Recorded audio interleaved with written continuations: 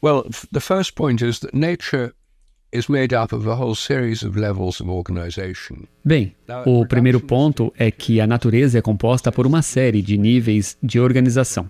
Agora, o materialismo reducionista diz que o nível mais real para entender a natureza é o menor. A menor coisa em organismos vivos são as moléculas. Então, a biologia molecular se torna a forma mais prestigiada de biologia, reduzindo a vida a moléculas. Na física, as menores coisas são as partículas subatômicas. Então, a física de partículas se torna uma das partes mais prestigiadas da física, com bilhões de dólares gastos em grandes aceleradores de partículas, com a ideia de que as menores coisas são a chave para entender tudo. Você reduz às menores coisas e é aí que está a verdade. Todas as respostas.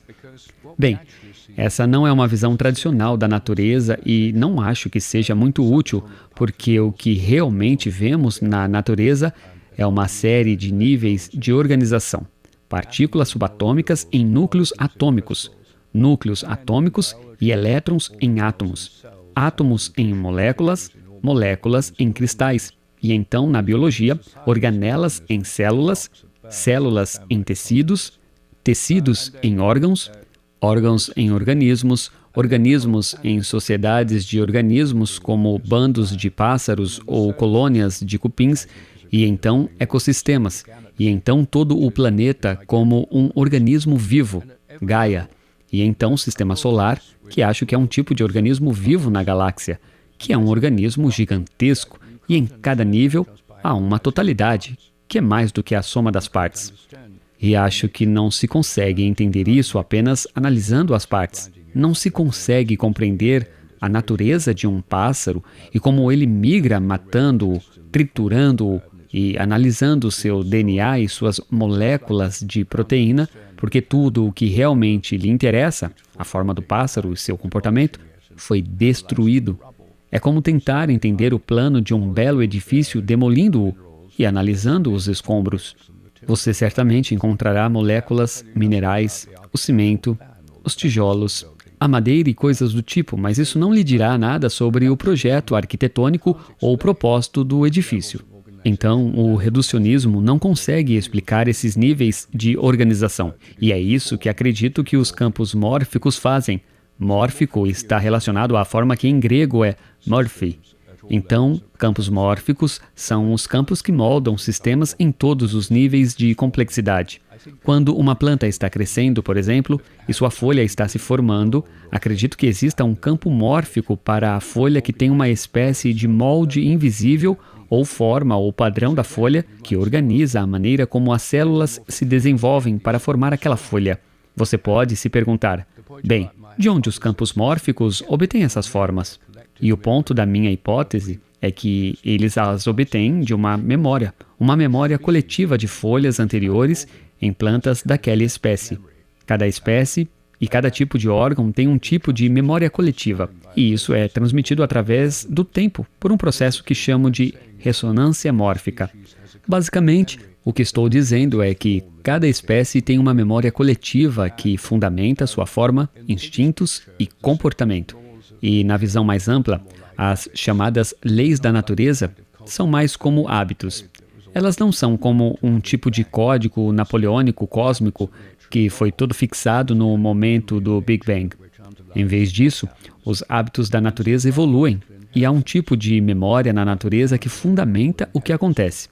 Ou seja, a hereditariedade biológica, o que uma planta ou um animal herda.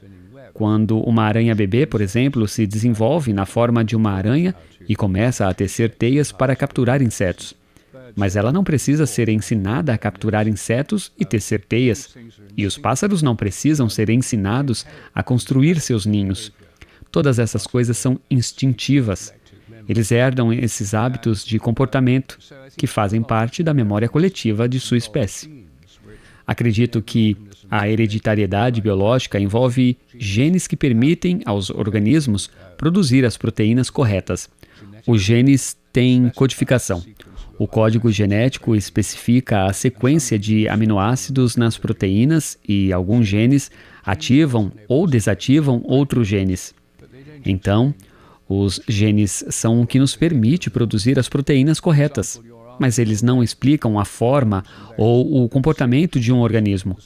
Por exemplo, seus braços e pernas têm os mesmos genes, as mesmas proteínas, mioglobina, hemoglobina, actina, miosina, os mesmos elementos químicos nas membranas celulares, os mesmos elementos químicos nos ossos.